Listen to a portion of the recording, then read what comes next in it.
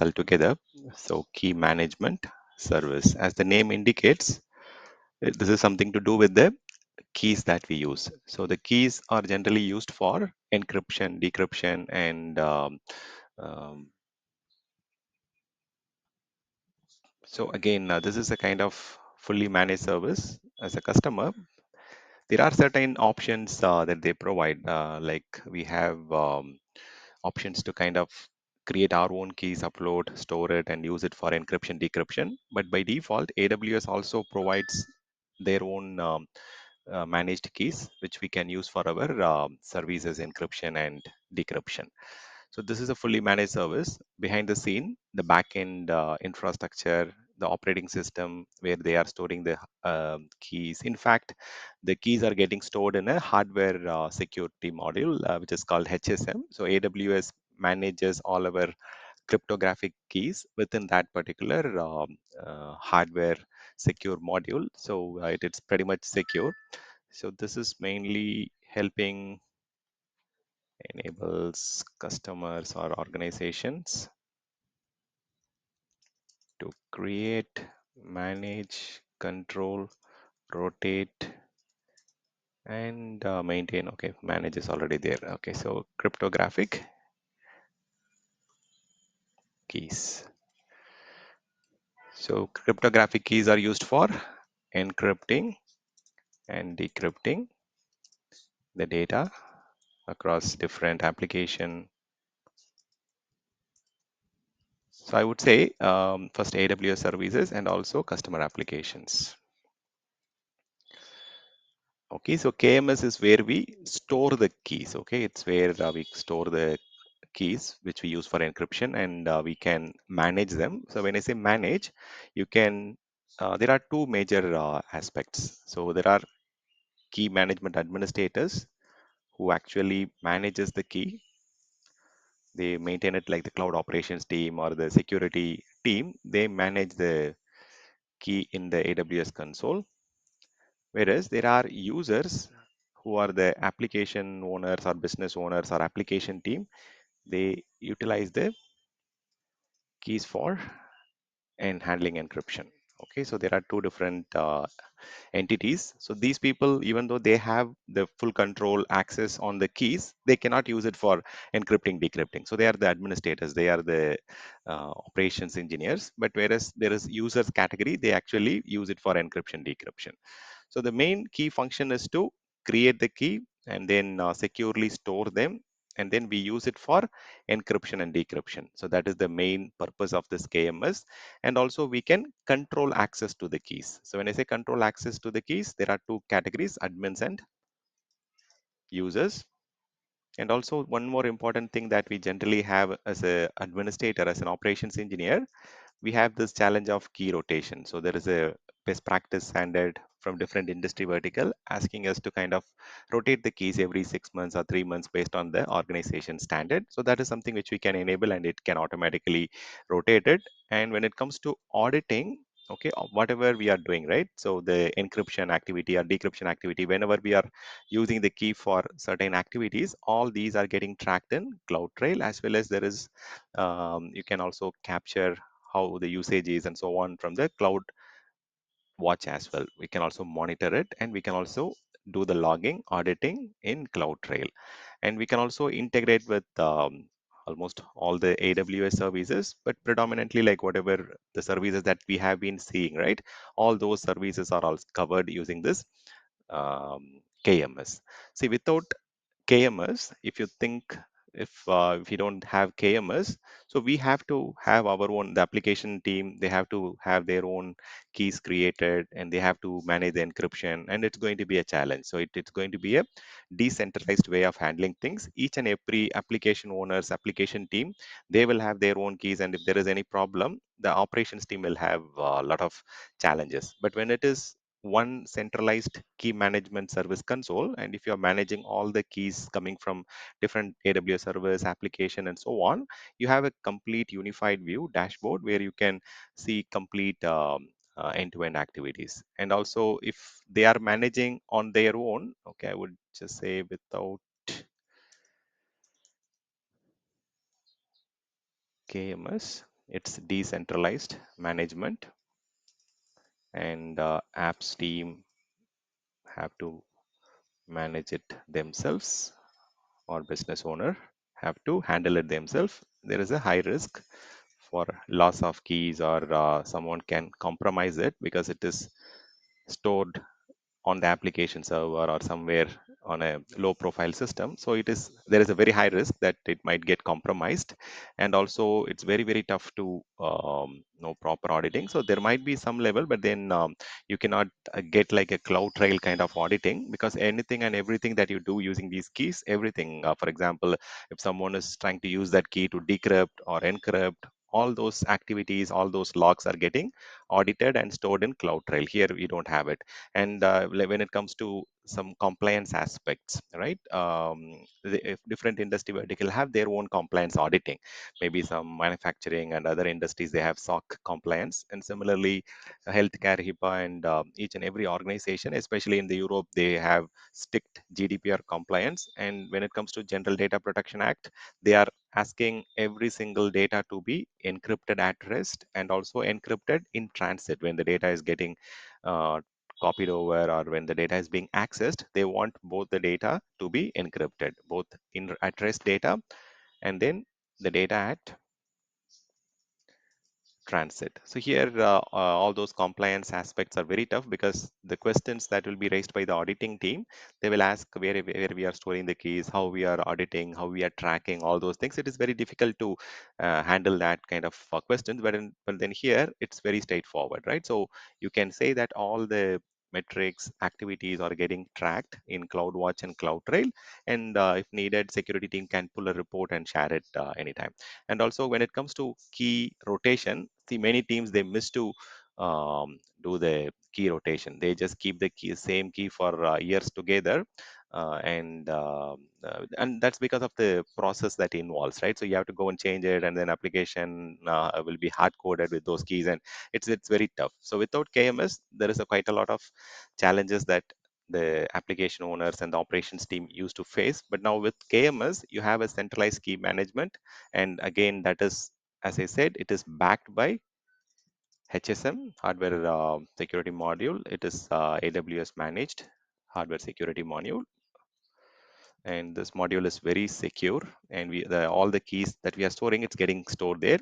And also the compliance aspect is easy, either it is ISO or SOC or any PCI DSS, easy compliance. And also you have control access to the keys. I would say there is one more level. You can also use IAM level of controls to control certain policies and stuff. So when we are okay, let's do one thing. Let's see some practical. Okay, so maybe I'll just explain the theory on top of it. Okay, let's go to the console. There is quite a lot of silence. Hope my remote sharing is visible, right? I'm on the AWS console. Hope you guys are able to see it. Can I get a confirmation? Yes, then. Okay, perfect. Yes. Okay, so KMS is a separate service altogether from AWS. It's a AWS managed service. You can just go and search for KMS. So within that, you can see that there are some classifications: AWS managed keys and customer managed keys. These are the two options that I could see. So categories, in fact, there are three. Okay, so AWS owned keys is something they completely own it, manage it, and we are not able to see it. There are certain services, when we go and create it, it asks us to select whether whether we want default encryption. So there are certain services which comes with default encryption these days. So all those default encryption are generally categorized into two: AWS owned and AWS managed. So the AWS owned keys, we are not able to, as a customer, we will not be able to, cannot see it or manage it. Whereas AWS managed keys, it will be visible in the console, and will have less control when it comes to policies or rotation or whatever. We have less control, and we have customer managed keys.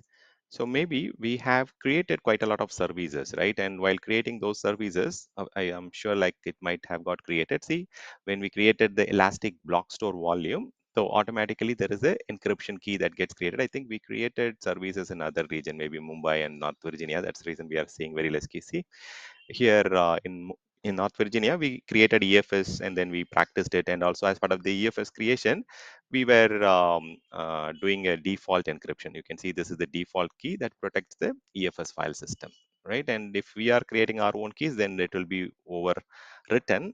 And so this is like regional based. So there are options where you can configure replication to another region, and you can have better availability and redundancy to enable reliability. You can do that, but by default, whatever the keys that you're creating, it is regional specific. That's why when I came to North Virginia, it is showing the different services that we created. So we created FSX and EFS last week or a couple of weeks back, and we are able to see those default AWS managed keys. So AWS managed key is different from AWS owned keys. AWS owned keys is something which they completely own it, manage it, maintain it, and customer doesn't, I mean, will not have visibility because it is completely owned by them. And coming to maybe Mumbai, did we create something different there? Yeah, so you can see that there are other secrets manager, Lambda, RDS, but yeah, we will see RDS Lambda in the upcoming classes. So we'll go back to our region. See, these are regional services. Okay, so that is something which we can make it clear. Regional service. So key has to be there on the, if you want to encrypt, let's say an EFS in a particular region, the key has to be in that region. So it can be replicated to another region. So that is there, but storage is actually on the same region as that of the application. So coming to KMS, the overall screen. So it says easily create keys and control encryption across AWS and beyond AWS, right? And they are saying that this is a FIPS compliant 143. This is a kind of auditing question that they generally ask, where exactly the keys that we are storing is kept in AWS data center. So it is stored in hardware security module HSM, which is FIPS 143 compliant. So which means like it is very, very secure. And so it will easily clear the auditing and the compliance questions that people are asking. Okay, so I will. Understand? These keys can be used for the third-party tools as well, or is it for Yeah, only yeah. So AWS managed services?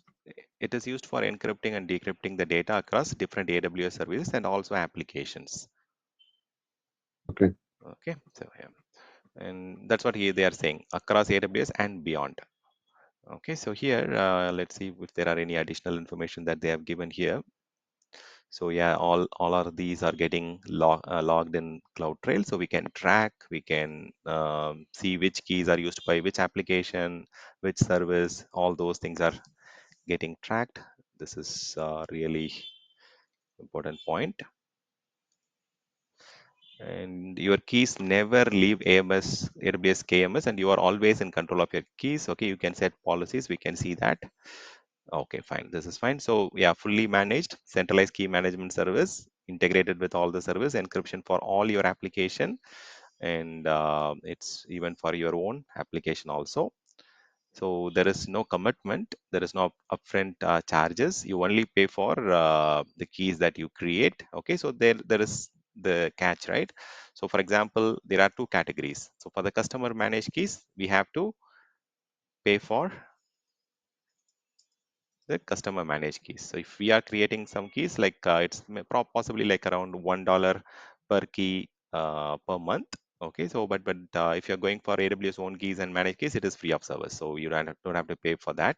There is no commitment. So it is secure and reliable. Yeah, so you can replicate and it is never lost because they are replicating it to multiple different availability zone. Even if the entire data center goes down, your keys are still reliable. Okay, compliance, this is all fine. Okay, so any other points? Nothing, right? Okay, fine. Let's go and create a key, and then we will see how we can do it. Let's try customer managed keys, because AWS managed keys are automatically getting created when you are creating a service and selecting encrypt using AWS managed keys. Automatically the keys get stored here. Okay, we are not doing anything. So AWS manages it, but we are able to see it because this is AWS managed keys. But still, we know, like we can configure certain basic elements, like what is the, when it was created and what is the permission it is having, and who is owning that key. So all those kind of information are available, and you can see when this was created and when it was used and so on. So all those details are available. And here in, let me just do one more thing. Okay, yeah. So let's create a key. And then, okay, so coming to this key types, there are two type of keys, symmetric and asymmetric. So if you recall, while we created EC2 instance, we also used something called key pair, public key, private key kind of. So this one is not that. Okay, symmetric is the same key which we use for both encryption and decryption. Asymmetric means we are using public key to encrypt and private key to decrypt it. So there are two keys that are involved.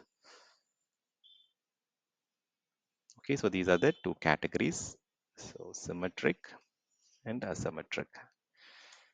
So this is faster in multiple ways. And again, it is also getting stored in HSM. It is equally secure, but then in some organization, in some auditing requirements, in compliance requirement, they will have this kind of requirement. They want public key stored on cloud and then have the encryption done. And on the customer side, they will have their own private keys to do it. So there are two options, and it depends on application team need and so on. You can just go for it. And there are certain additional hash-based message or hash-based message authentication code that we can also generate. And this is one more level of additional uh, security aspect that you can also enable. So here there are multiple options they are giving. So they are giving us options to where exactly we are going to create and store it. They are giving us an option to do it in KMS itself. But if you have created in third party, like VeriSign or some third party site, and if you want to import that key, you can also import that key material from external sites also. And there is one more option. So this is Cloud HSM, Cloud Hardware Security Module. And if you want to use this particular store, you can also store it, or you can also generate the KMS key, and then you can also use it in a external key manager outside of AWS also. For example, maybe some organization is already using Microsoft Azure or some general vault from HashiCorp or some different product they are using. The organization might have their own product of choice also. And if you want to handle the keys here in AWS, and if you want to store, I mean, generate here and then store it in third party, that option is also something that they have enabled. So the recommended option is to manage and maintain everything in KMS so that the complete integration stuff is available. So whatever I was explaining, right? This CloudTrail integration, the compliance, the data at rest provided by AWS. So all these aspects are being available only when you are using the recommended approach. So if you're generating here and storing it elsewhere, the auditing is also lost, and maybe there is auditing on the other side, on the destination tooling side, but not here in AWS. And even for the operations team, it will be tough for them to kind of understand what is the rotation policy, when it is expiring. So all those challenges might arise if you don't see, if you don't have visibility across all these tools. But as a security team, they might have, because security team generally wants to have complete end-to-end visibility on where the keys are stored, how it is retrieved, what is their practice policies, and all those things. They know it, but as a operations, it will be tough. But the recommended option is to have the KMS. So as I said earlier, so you have the option to store it in a single region, but you also have the option to replicate it into another region. If in case you want to replicate and have high availability, you can also do it. So you can select the other region and do it. See, for the other region, you can see that you don't have the option, other two option, because it is not applicable, right? Because storing it in external key store and then allowing it for replication will not be feasible. Only if you are using the same region, single copy, then you do it, you get it. Okay, so introducing the new, okay, so this is a new menu. Maybe if you have been using KMS in the last few months, so maybe if you want to use the same approach or wizard, you can go to the old experience. Recently, it looks like they have changed the creation view here. Okay, click on next, and then you can give whatever alias that you want. Maybe the purpose, for example, let's say I want to encrypt files. Okay, so that is the purpose. This is just an alias. Okay, it's for easier understanding. Maybe you can give application xyz or application x prod, non-prod. So generally people create it for per environment. They don't use the same key across different environment, so you can separate keys per environment. So aliases is And used for Stan, from the production stand view, what is the recommended key option we generally select, symmetric or asymmetric? see, symmetric is quicker and it's also Mm-hmm. equally secure, but there are certain application requirement or compliance requirement that demands asymmetric method. They want to have separate keys for encryption and decryption. And if there is a real business need and application need, then you can go for it. There is a small difference whenever there is a authentication or authorization happening to ensure the encryption is happening. So there is a small minor delay. Okay, there is a difference, but security wise, I would say, yeah, asymmetric is a little more um, uh, better, okay, from application point of view. And because like even if they get I mean, there are options, okay. The attackers is also getting more and more sophisticated, and they are also getting a lot of decryption, deciphering mechanisms, so they can try to generate the public key using the private key, and they can do it. I will also show some demo on that using the AWS key pair. You can definitely do Mm-hmm. that, but there are certain algorithms also that are evolving, right? Earlier it used to be only SHA algorithm. Maybe I think where you missed that EC2 session, so I explained what is the difference between SHA and ED, different algorithms. And the ED is a little more secure, and asymmetric supports both the algorithms. So again, Okay. it all depends on application owner and business owner and compliance need actually. So even it's not the application owner, it's the compliance need that dictates what to use, whether it is asymmetric or symmetric. So we need to check with the business industry vertical, and then understand what is their compliance need and what is their compliance expectation says, whether they want us to use asymmetric. Asymmetric is much secure compared to symmetric, and not in terms of storing. Okay, so both the keys are getting stored in Mm-hmm. hardware security module. It's about how the keys are handled. So public keys is stored there, and Got it. private keys is stored on the customer side. Yeah. So we will. Okay. Fine. So where we were talking about, okay, so aliases, right? So aliases is user-friendly name. It's for easier identification. So you can give like, let's say production application XYZ for some region, let's say Ohio or something like that. So this will give a clear indication on what is the environment, what is the application, like XYZ application, and which region this application is running. So you can just, it's for easier identification and understanding. You can give whatever you want. Okay, I'm just going to show some demo of how to encrypt and decrypt files. Okay, so I'm just writing it as to encrypt files, something like that. And you can add a detailed description, what exactly when it was requested, and what is the application that is using these keys, and so on. So you can, it is better for the operations team as well as for the business owner to quickly identify this one. And you can add as many tags as you want, which department, which cost center, which business unit, and what is the application behind this key. So all those tags you can add here, and then you can directly skip to review. So these are all optional screens. As you can see, this is optional and this is optional, but these are the two steps which I explained here, right? So there are two levels of administration or permission: admin and users. So admins are the operations team or the security team who manages, maintains the key, whereas users are the ones who actually uses the key. So here, first one, they are asking us who is going to administer. So there are quite a lot of team members that we created during the IAM session. So let's say I'm just going to give it for a couple of people. Let's say Archana, and I'm just selecting some random names. Okay, so maybe Stan and whatever, right? So they are the administrators. So administrators are the ones who are going to authorize to manage, maintain these things. And if you want to give the key administrator permission to delete it, you can also give it. This is enabled by default, but you can also uncheck this, and you can allow only the security team to manage end to end. That is also feasible. And this is the key users who is going to use it for the cryptographic operations at the application level or at the AWS service level, who is going to use it, whether the operations team or the customer. So you can also select some random names here, and I'm just selecting almost the same name. Okay, and then I'm just going to uh, go next. But then here you can also specify AWS accounts, maybe trusted accounts or another account outside of this AWS account. That is also something which you can do for when it comes to permissions, or if you have if you want to delegate permission to a different AWS account user, you can also do that. Okay, that is available.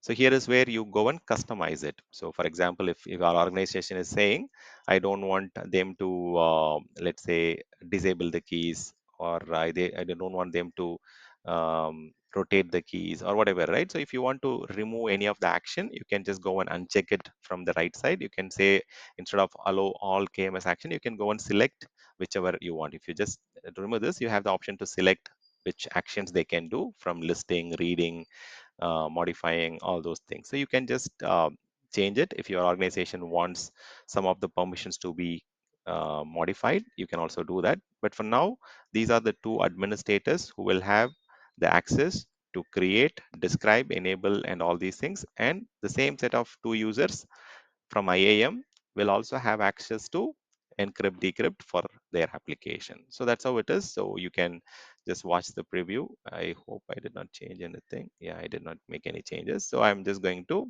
click next and create it. Okay, so just a quick review and then just finish it off. Okay, so this is the key ID that I've got, and I can also call the key by using the alias value by the name or by the key ID, whichever you want. So the aliases is also a better way, so that the actual key ID is hidden. Okay, so this is the current key material ID. This is for the AWS HSM reference, where exactly the key is getting stored. So here is where you can go and rotate or configure the key for automatic rotation every 30 days or 60 days or 1 year, whatever, right?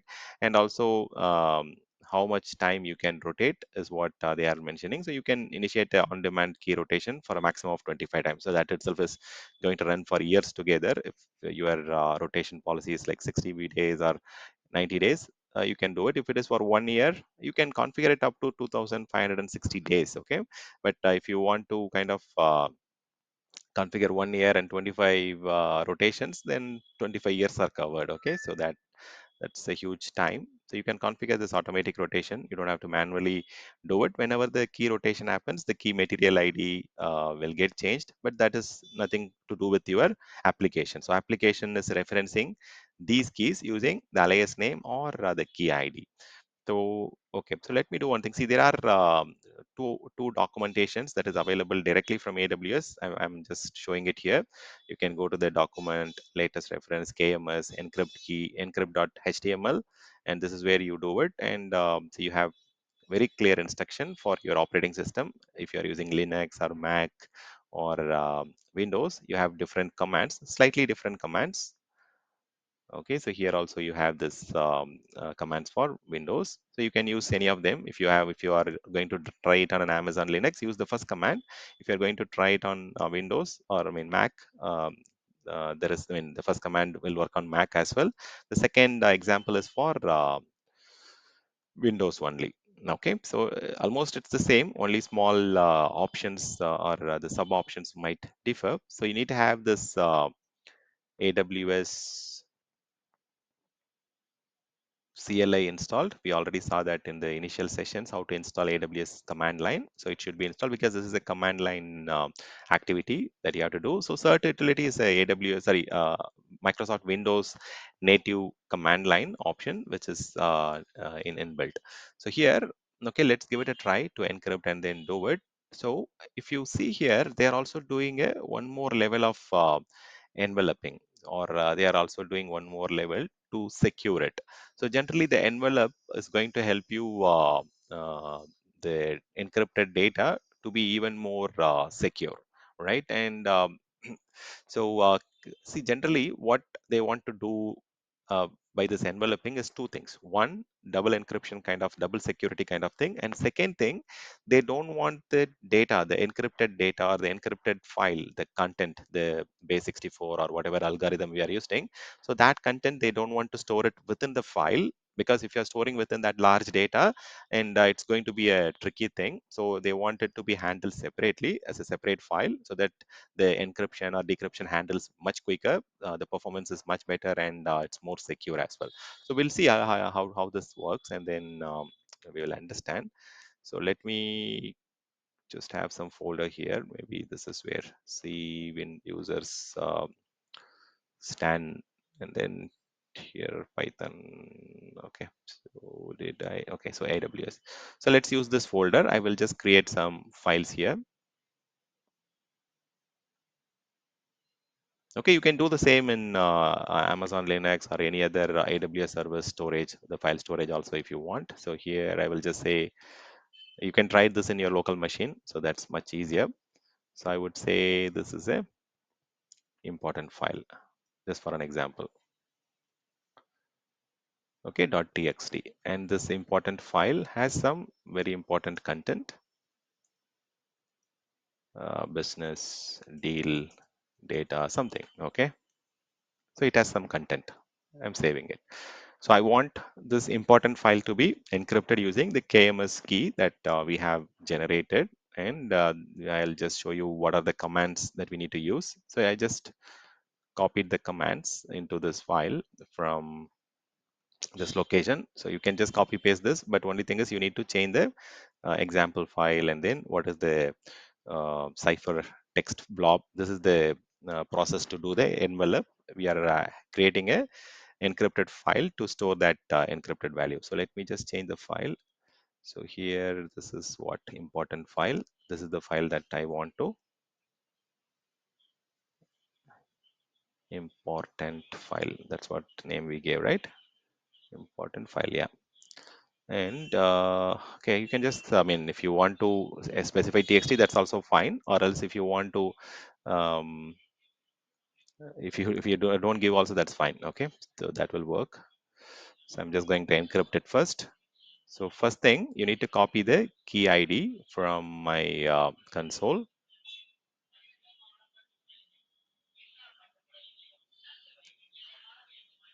So here is it, right? So key ID.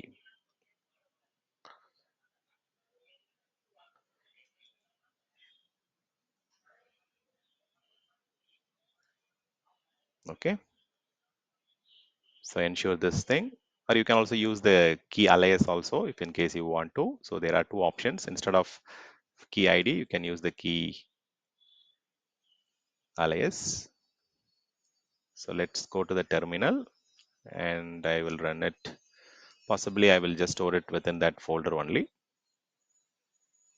So this is going to be the ciphered file. I'm just going to say, okay, let it be encrypted file only. Okay, this is the encrypted hash content that I'm going to generate. Okay, this is the cipher text. Okay, let me generate.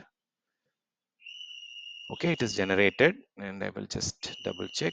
Yeah, so this is here, the base64 encryption value. It's a very small file again.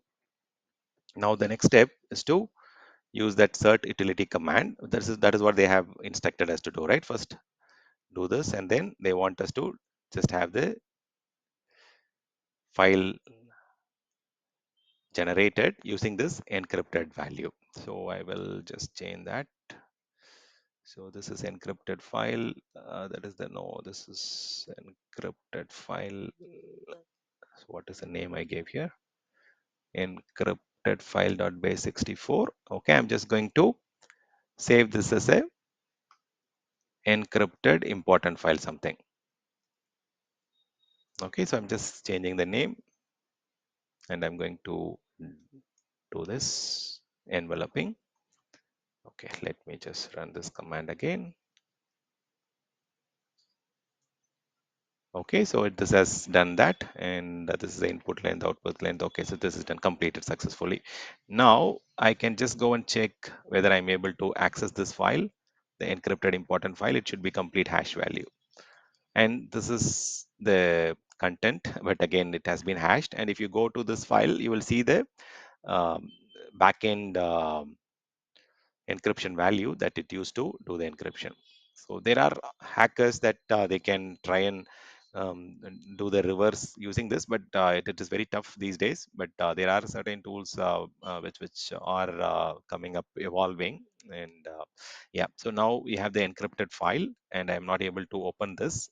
Right, I'm going to do the decryption now. So go to the same console here. There are two commands. The first command is to do the decrypt. Instead of encrypt, you have to use the decrypt and then do the decoding. So let's make some modification. So this is the decrypt encrypted important file.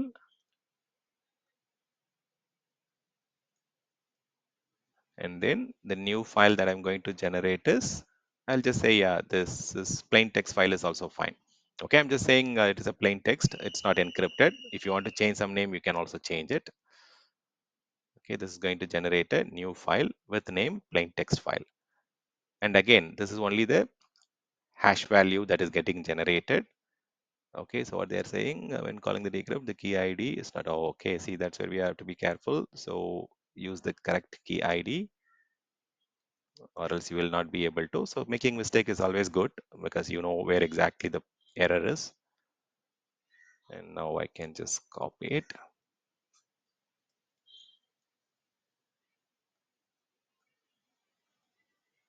Okay, it is going, and it will go and check the key ID, and yeah, it has generated the file. Now you can see that there is a new file that got generated. This is the base file value. This is the key that is going to open that particular content and generate it, reverse it. So let me just run the last command now. So here I'm going to decode and store it as a plain text file. Okay, let's do the last command. So now I have got the content in a new file store. See, you can exactly overwrite the existing file also. That's also fine. But I'm just showing it in a different way. I'm just creating a new file and showing the content. Yeah, so it is very important content, business deal data. So you are able to see it. This is how the encryption and decryption works behind the scene. And so you have to use the key ID or key alias to do the set of encryption and decryption. It is very secure way. Okay, so this is something um, widely used in many of the applications and systems. So coming to the different aspects, right? So when you are creating your own keys, the customer managed keys, so we call it as CMK. So this is called as CMK, and this is called as AMK. And the customer managed keys, when you are using it for creation, it generates a key ID, and also you get a kind of key policy where who are getting access, who has access, and all these things, and other things like creation date, and also it gives you what is the rotation policy, rotation requirement, and also you get a alias for a user friendly name. So this is easy to call, and it's very easy to manage. Okay, you don't have to really manage change anything on the application code. Instead, you can just do it on the console only. So here the difference is with CMS, sorry, with CMK you get full control. Okay, so you have full control of the keys. You have you can change the policies, you can have custom policies for each and every user and administrator, and you have full control on the rotation. And also we saw that it has cross account sharing option also. And also you have the option to replicate and store in another region as well for redundancy purpose. So whereas for the AWS owned keys, so this is mainly managed completely for AWS. So if you are creating on DynamoDB or S3 or EBS, and when you say automatically encrypt, so behind the scenes, the encryption happens. Customer cannot view, rotate, or modify. This is for general encryption requirement. So you are using some AWS service and you want AWS to completely manage and you want to completely offload the encryption. And this is something which you can do within AWS managed keys for the same service. Like for example, for S3 and RDS, EBS, you have the option to create it And then this is also free of cost, but you have option to see it very limited customization, and you can also go for rotation option also. So only couple of extra options you get.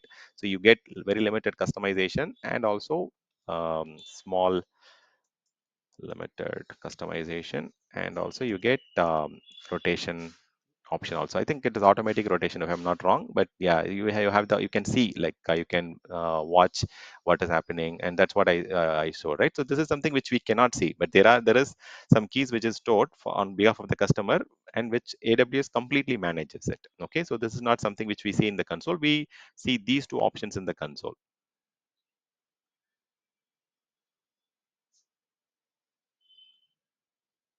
Okay, so mainly the customer managed keys is what we use for almost all the enterprise workloads for your applications and so on.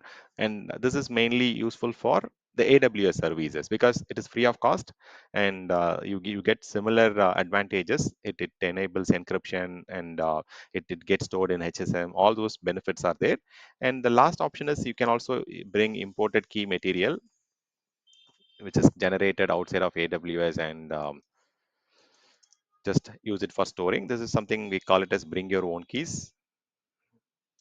And this is generated outside AWS, and maybe some organization I have seen it in banking and some government sector, they have their own uh, preferred vendor, preferred algorithm to encrypt and decrypt. So if there is a regulatory compliance and specific need for that particular organization, you can generate the key outside and just import and store it here on, and then you can reference it using the key ID on your application. That is also something very selective banking and government sectors are doing it. So yeah, so we already ticked. Okay, so here it's only one key. So single key for encryption. Okay, already that is what is mentioned here. Mm.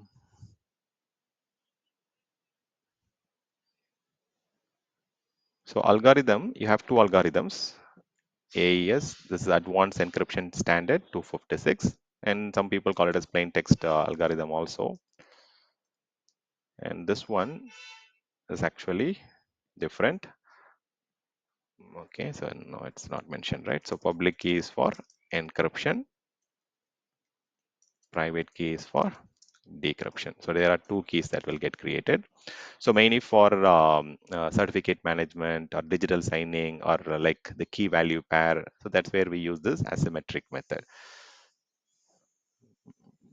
Okay. So any questions from anyone so far?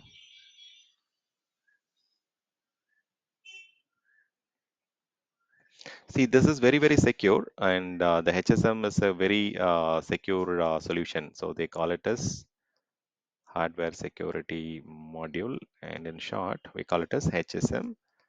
So HSM is kind of tamper resistant. It cannot be done anything. We cannot do anything there, and it is a very, very secure storage. And the generation of the key is also pretty much secure. So any questions from anyone on this KMS? So with KMS, you can use it for quite a lot of services, as I said earlier. So as a common practice, you can use it for your business application also. When it comes to AWS, just for example, okay, so you can encrypt S3, the entire bucket, or the object level also you can do it. And with EBS, you encrypt the volumes. And with RDS, you can encrypt the databases, and we can keep on adding it. So Aurora, DynamoDB, so these are all databases, right? With DynamoDB, it's a little different. It's, they call it as table, so tables can be encrypted. And what else? So EFS also, file system can be encrypted. So we just saw these services, right? These are the common use cases, and not just for this, and even beyond this, let's say secrets manager also we saw earlier in the previous session, and also we can use it here. And for Lambda function also, it's very common. So the environment variable that we use inside the Lambda functions, right? So those environment variable can also be encrypted, and the backend keys can be stored and retrieved from KMS.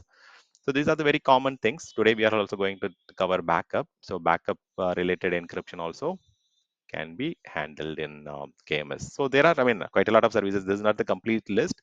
Maybe top 8 or top 10. If you want to have top 10, I would say Redshift clusters, and for other containerized workload also you can use it. So any questions before we move on to the second topic, which is backup?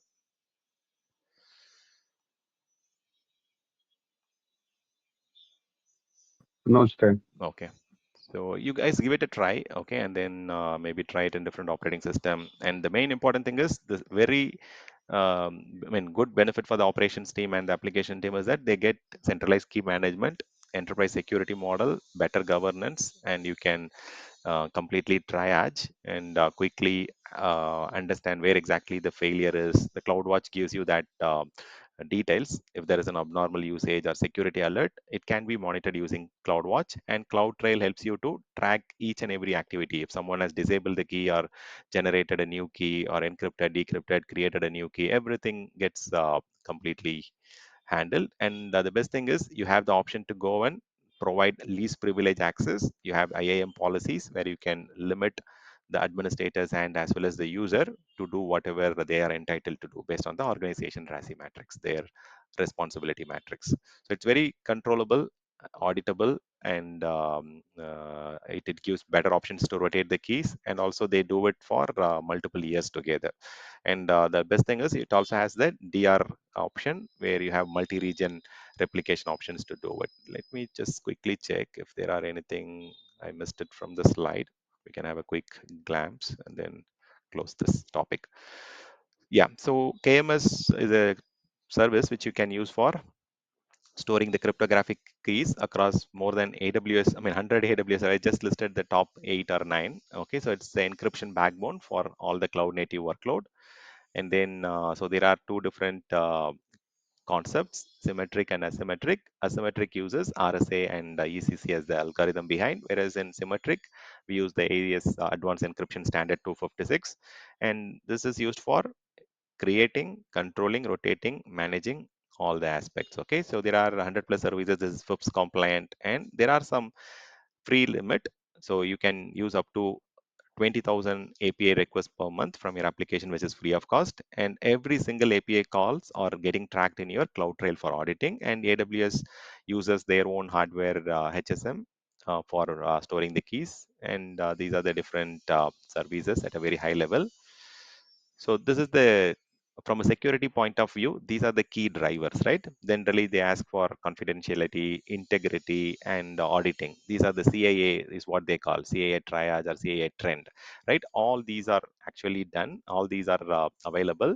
So you can understand who is doing what, when they did it, for which resource they changed it. Complete auditability is there, and complete compliance. Compliance is also there, and also the confidentiality is also there. Only the authorized people, both administrators and users, can do the changes. It is giving you very complete wide range of view, centralized control. Okay, so this is the cost for the customer managed keys, $1 per key. But I think there is some minor reduction on that. You can check it. But then this is something managed by the customer, and AWS owned and AWS managed both are free. So this is completely invisible to the customer, but they are doing it for on your behalf. Okay, so rule of thumb is use customer managed keys when control is the primary thing. If customer wants to control the keys, then use the CMK option that I showed you on the demo. So this is pretty straightforward. Whenever you are creating a service, it is just a matter of just a button click or a checkbox. You have to just enable and it gets created. It's a view only and CloudTrail visible. You can also see what is happening on the CloudTrail, who is accessing and all those things. So here you also can bring your own key. It's the same cost, $1 per key, and then you have full control and rotation. Only thing is you cannot enforce policies, enforce CloudTrail on the imported keys. That is the challenge here. So yeah, so these are the different options, and you can go for it. So this is what we saw, right? We generated a data key and we encrypted it, and then we also saw the ciphertext. I showed you the ciphertext as well as the encrypted data. There are two different files that is being involved in the encryption mechanism. So you can use it for different scenarios. Mostly people use it for encryption at rest. Okay, so that is what we do in S3 and similar storage related services encryption.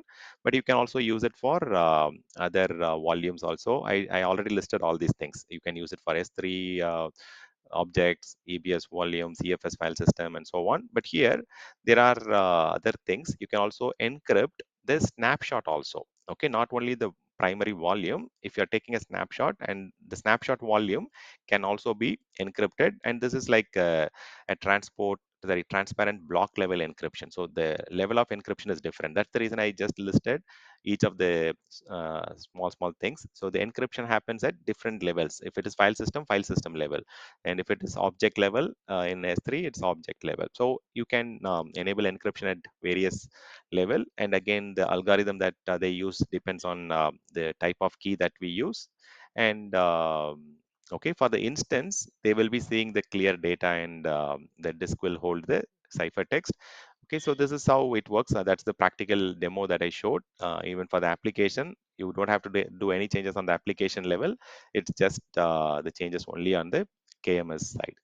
RDS also can be encrypted, and I think next week we are going to touch the database. So we'll see where exactly the encryption options are. And also for application level, this is what you guys asked as a question, whether it can be used for other services, or sorry, other applications, business application outside of the AWS services. So you can use it for AWS, and even there are a lot of developers who are using these libraries to connect to KMS. It's not just the operations team, even the application owners also will use their own SDK to access and do it. So yeah, KMS also gives us the option to expose the connectivity or integration using these programming languages. So you can try the other programming languages also, but these are all the tested ones, most common ones which are there. But they don't have full access on the KMS console, but they just get the link by the operations team, and they will just configure it on the application side. And even for some of the serverless application and the backend databases also, you can configure encryption. It's not just the application front end alone, even for the backend databases and DynamoDB tables. So it's a full blown encryption, not one layer. It's complete layer. So these are the common compliance and key governance that they generally ask during the auditing time. And of course, all these major compliance regulations are have already approved that KMS is a proven service that you can use for your business application. So healthcare, banking, and payment card industry linked services, FIPS, SOC, GDPR, FedRAMP, and there are much more. Okay, so this is just a high level list, and they have already attested, they have already accredited that KMS is a service which is already compliant with these controls, that is already audited and confirmed. Okay, cross account key, I already showed you that there is an option where you can select other AWS account and give access to them. Multi-region is for replication, and you can use it for business continuity and disaster recovery need. If one region goes down, and if you want to still utilize the keys, or if you have multiple application running on multiple different region, and if you want to replicate and use them, that is also something which you can try doing. So there is one more concept called HSM. So this is a common shared tenant model, multi-tenant model. So there are certain organization, they ask for dedicated HSM. This is costly compared to our normal keys. Okay, the only thing is it's a single tenant, so it won't be on a shared HSM. So on the AWS data center level, they will have a single tenant created for the hardware security module, and it will be in a separate network on your own VPC that you have created. So we created VPC, right? There will be an IP address assigned, and it will reside within that. So this is a one level higher compliance compared to the FIPS that we have in KMS. KMS is level 2. This is little more higher secure, level 3. And you also have complete option to have the complete life cycle, as well as you have the option to export the key, and then you can take it elsewhere also. So there are certain integration that you have to do. Generally, customer ask it for Oracle, Redshift, and these kind of databases mainly, because those are all something which has very important data about the customer on the databases level. So this is at the cluster level. So Redshift cluster, Oracle cluster, and so on. So it also has options to go and configure high availability and so on. But this is like little bit on a higher side, not very huge, but again, it depends. Only for the Redshift and Oracle critical things they use it, and this is the Harley price. Okay, and $1.45, which equates to $1,000 per month. So if you want to go for cloud HSM, It's like I mean, it's only $1 per key per month, but this is very expensive.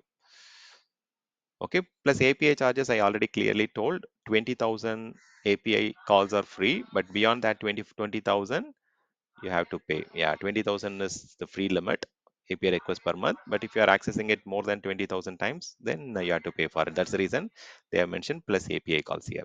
So there is a free limit, but beyond that it is chargeable. Okay, so this is something which we have already talked about. So AWS managed and owned keys are free. 50,000, yeah, 20K is again listed here. Okay, so per 10K request after this 20K, it's like $0.03, which is very, very cheap. But if you're going for cloud HSM, it's very, very expensive. Okay, so nowadays the general practice is encrypt everything and anything that could be encrypted, and then right size the key type which is needed for the organization. Don't go for cloud HSM for everything. It is definitely secure. It is definitely compliant with layer 3. It's very, very secure concept, but don't enable it by mistake. It's going to charge the customer like $1,000 per month for one key. Okay, it's very costly affair. So this one, yeah, you have the option to have least privileges and rotation, monitoring, auditing, and also you always design for the lesser blast radius. Don't go and replicate it unnecessarily, and you can audit it using CloudTrail. So just now we used customer managed keys to encrypt and decrypt the files, right? And then what I'm going to show now. So once after you do it, see it was all successful. But then what if there is a issue or a failure, or if in case you want to get a notification or alarm when there is something going wrong, and also if in part of the as part of the auditing or as part of the root cause analysis or troubleshooting, if you want to go and find out where exactly the problem is, and if you want to get deep dive into the events, you have to get into two different tools, CloudWatch and CloudTrail. So I'll show you quickly how exactly you can do these two troubleshooting. So currently this is the key ID. Okay, so you can just keep this key ID in for reference. I will first go to CloudTrail and show you where exactly you can find the events for KMS. So if you go to CloudTrail and go to the event history, so you can ensure that you have the recent events, or if in case you want to filter it down or change the time zone or change the time interval, you can also filter it by the date and time. So if I scroll down, I should be able to see the entries which are related to the key vault. So you can see when the key was created and when the alias entry was configured, and also when the key was configured for deletion. So if I click on this key create, it is clearly showing from which IP it is logged in and created. If you just look at my server IP, so this is my IP where I'm logged in, and this is where we triggered the creation of the keys, and you can see like which ID was used, and what is the permission that we gave, and what are the different additional administrator privileges we gave. So all those information will be completely available here, and also it will give you what is the kind of type of key, whether it is asymmetric or asymmetric, and what is the key usage purpose, whether we want to use it for just decryption or encryption and decryption. Okay, so all these information are fully available. And if I go one step back and then look into the other log or event specific to the, okay, so you can see that there is a alias entry which got created, and again you can cross refer the AMS AWS KMS key ID, and this will also give you very detailed information on what was done, and what is the account details and so on. And one more information is actually related to when we initiated the deletion, we also got to know when it was configured for deletion and so on. So these are all some of the event entries that you can filter, and you can also try to filter it down by some of the specific services or resource type. Okay, so you have multiple options to filter it down, and if I want to just do it for key management related stuffs, so I can see all the different activities that we did related to key management service, and also when the last usage of the key was. Okay, so you can click on this get last usage. I can see what it was, from where it was used, and from where, which source IP address I used it, and what was the response, whether it was successful, and all those details I can find it here. Okay, so there are quite a lot of information which you can fetch, and you can filter it by specific resource or service, and also specific activities also. So these are the quite different activities that has happened as part of the KMS, and also the rotations, configurations, and so on. So there is one more tool called CloudWatch, and once after you create the customer managed keys, and when you come to the CloudWatch, here under the CloudWatch, go to the metrics, and you will see different services here grouped under each AWS resource type. So for us, like we can also get into the logs, but specifically for KMS, you have the uh, KMS grouping. So within this particular dimension, I'm just going to open it out, and you can see there are two different operations. Of course, I'm expecting it to be encryption and decryption as a two different operation. Yeah, it is. Okay, so you can see that there is a successful encryption activity, and similarly, there is successful decryption activity. I can just go and expand, or I can also go and filter it down. So this is the option that you can add to search. Okay, so if you want to just filter it only by encryption or only by decryption, you can add this plus icon to add it as a filter for subsequent querying. So you can see both encryption and decryption activity was successful. And if in case I want to investigate more, I can just click on this and then go to investigate if there is a failure, or if I want to get more details, I can start a new investigation. And here, sometimes you might not see the data. So just go for 1 day or 12 hours. You will see like when exactly at what time the encryption was successful or decryption was successful. All those events will be available on the dashboard.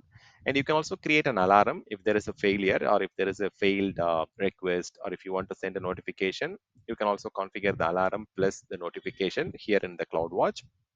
And by default, all the alarms will be listed here. There is no alarm currently available because of successful request happening here. And also you can see there are quite a lot of graphics metrics, and you can also configure different view and the source from where we are fetching this details, which AWS KMS key ID, right? So we can also cross-refer these things using the options here. And also you can go to the dashboard. Dashboard also is specific automatically. There are dashboards for KMS. If you want to continuously monitor, track what is happening on your KMS, you can also do this. So there are interesting, useful options that are there in different services like CloudWatch, CloudTrail. So you should, as an operations engineer, you should be fully aware of it. Thank you.